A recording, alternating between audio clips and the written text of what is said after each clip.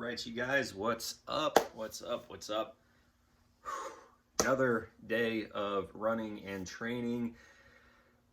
Before I get into it, beautiful day outside. I hope everybody out there is having a wonderful Sunday.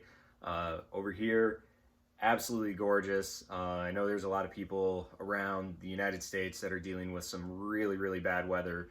So my heart goes out to each and every one of you. If you were able to put in some mileage today, what can I say? Thank you for getting out that door and putting in some miles as always. So today's run was a 10-mile run. Actually, it was only scheduled according to that running program that I was telling you about in yesterday's vlog. I was supposed to do 8 miles today, and instead I was trying to push myself to see how far I could go. Okay, so I wanted to see where my legs would take me, where my fatigue kind of set in, and kind of go from there. So today I ran in the Nike React Infinity Run Flyknits, the version 1s. Okay, so not the new ones where it's got the separated tongue, the one that's the full Flyknit. I ran in those today, ran 10 miles in them. Average pace was about 8:56 a mile, so it's not fast. And when I do a long run, because of where I'm at in my training, I'm not looking for speed. I'm looking to see if I can do the distance, to see where my cardio's at, to see where my heart rate's at, to see where my legs can handle it. And there's also some really positive things when you do a slower run, slower pace for your body than if you were to run faster through a long distance run. And I'll get to that here in a second. So first, getting into running in the Flyknits, the Infinity Run Flyknits, I've got a ton of shoes, long distance type of shoes that I could choose from. And why did I choose those? Well, Nike says that that is a shoe that is made to help reduce injury to runners, to keep them running. The other side of it is the design of it, which has this really rocker design, will help you go through your stride.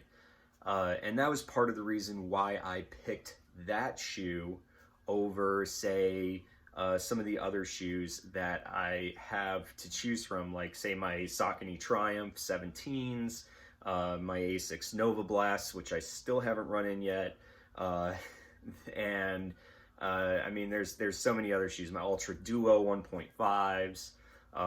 You know, I've focused a lot of attention on those long distance running shoes. The downside to running in the Infinity Run Flyknits was the React foam that's underneath it. Even though you've got a lot of React foam in that midsole, the React foam is also rather firm compared to, say, the Asics Nova Blast with its Flight Foam Blast.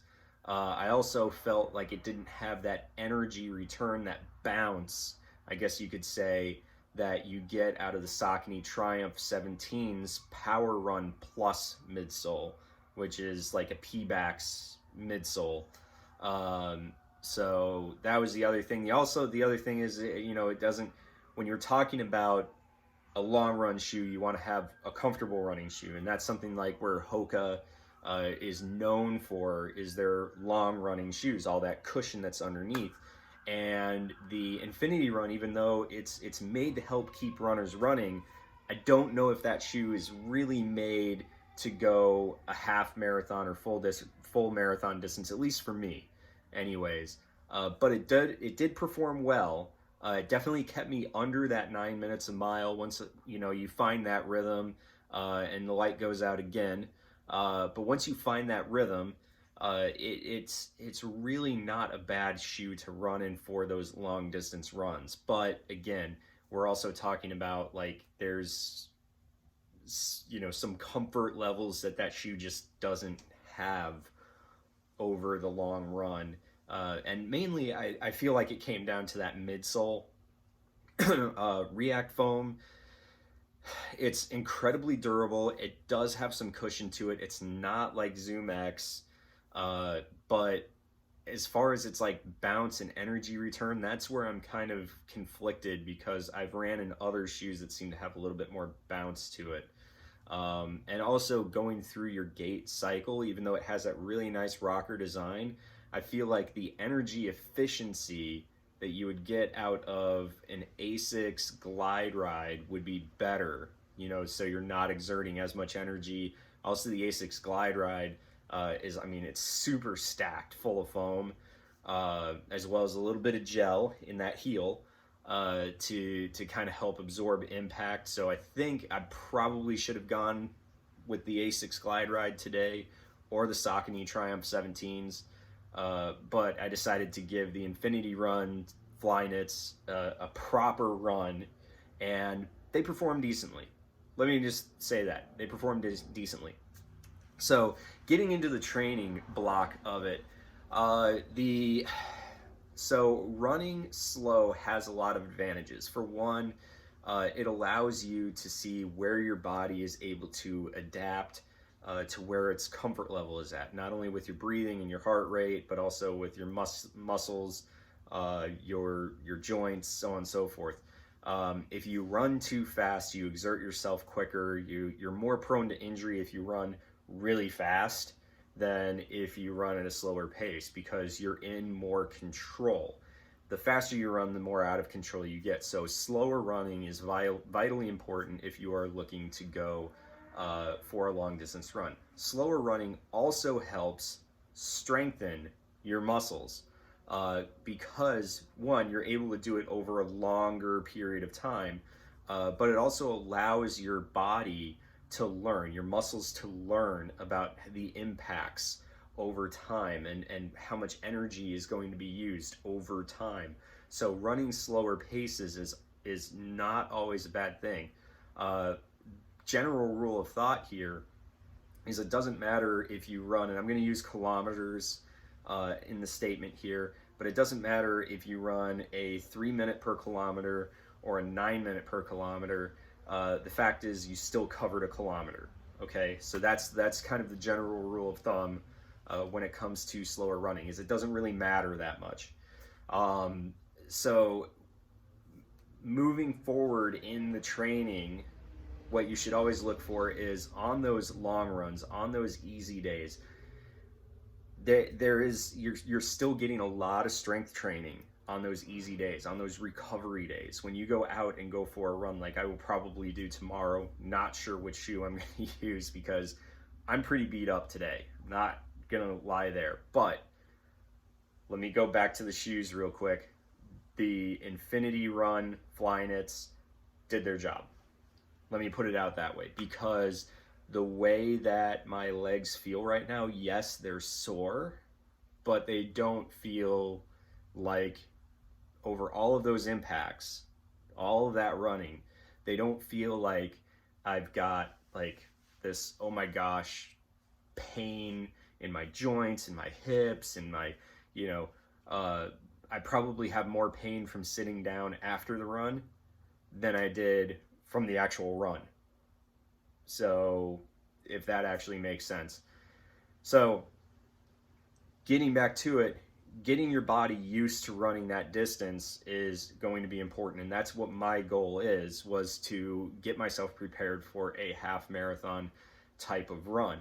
And I wanted to see how far I could go today in order to run that distance. And unfortunately, I fell short, but I still feel like it's an accomplishment because 10 miles I haven't done in well over 2 months.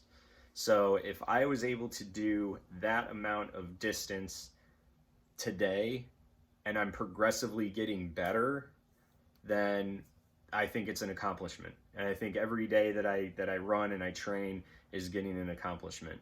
The other thing is reverting back to yesterday when I did that 5K PR for that virtual 5K. Did that have an effect on my run today? Yes, I think absolutely yes it did. If my legs were a little bit more fresh, if I hadn't ran yesterday and put in that much effort yesterday, I probably could have ran maybe that full distance today. But at the end of the day, I've got to be able to push myself in order to run those distances and realize mentally that it's okay to slow down. It's okay to slow down, and it's okay to enjoy the beautiful weather outside. It's okay to enjoy the scenery. It's okay to look around and look at, whether it's architecture or nature or something while you're running. It's okay. And the best part about the run today is I was in control. I was completely in control. I felt like I was at a comfortable pace. I was breathing really well. My heart rate was perfect, spot on where it needed to be. Like overall, it felt fantastic on that run. So again, moving forward, I have to mentally keep that in mind, that going through my training blocks and my training regimen, that it's okay to take a step back, to slow it down a little bit, to enjoy the run. It's kind of what I always say, enjoy the run. And to be able to kind of mentally open up my mind so that I'm not just focused on, okay, I got to keep a pace, I got to keep a speed, I got to do this. If my legs feel like I need to pull back a little bit, pull back. Just let the legs kind of do the work, let the shoes do the work. If you don't feel like you can go that fast, pull it back a little bit. The thing is like I said, you've finished, and that's what you need to do. Learning from other YouTubers that the general rule of thumb for a half marathon is to focus on 2-hour training. And that was part of my other goal today, was to see if I could do 2 hours worth of running. And I wasn't able to. I did an hour and a half, and once I got, like I said, just got over 10 miles, I got back to the house. I needed to get fluids in me. Because I'm an hour and a half in, I'm not used to running that long, so I needed to get fluids. So I got back to the house here, grabbed a Powerade, attempted to go back out, and at that particular point, my legs were saying no go, and that's partially because I stopped to get a drink. If I would have kept moving, probably could have kept going. But it was fatigue I knew was setting in. Even when I was coming up the street to the house, I knew fatigue was setting in. I knew it right off the bat, that it was like, okay, I don't know how much longer I'm going to be able to go. And, so I knew when I stopped, I was like, I might not be able to go much further. So I did say, take some time to stretch and see if that would help, kind of see if that opened up the muscle groups a little bit. It took a minute to just kind of stretch and move a little, kind of shake everything off, get loosened up. And I tried to go out and only got about a quarter mile more and was like, that's it. Like my knees, my feet, so I also thought about it like afterwards, because it was mainly, I think, my feet and my ankles that I was going, well, if I would have gotten in my Triumphs or my glide rides, could I have gone a little bit further? I don't know. It's too many variables. So just kind of a vlog today on how the running went. 10-mile run, pretty crazy for me. Making progress, that's all we're doing. We're just trying to make some progress. So that's kind of where everything's at. I'll keep you guys updated on everything that's going on. Thank you guys for watching, and always enjoy the run.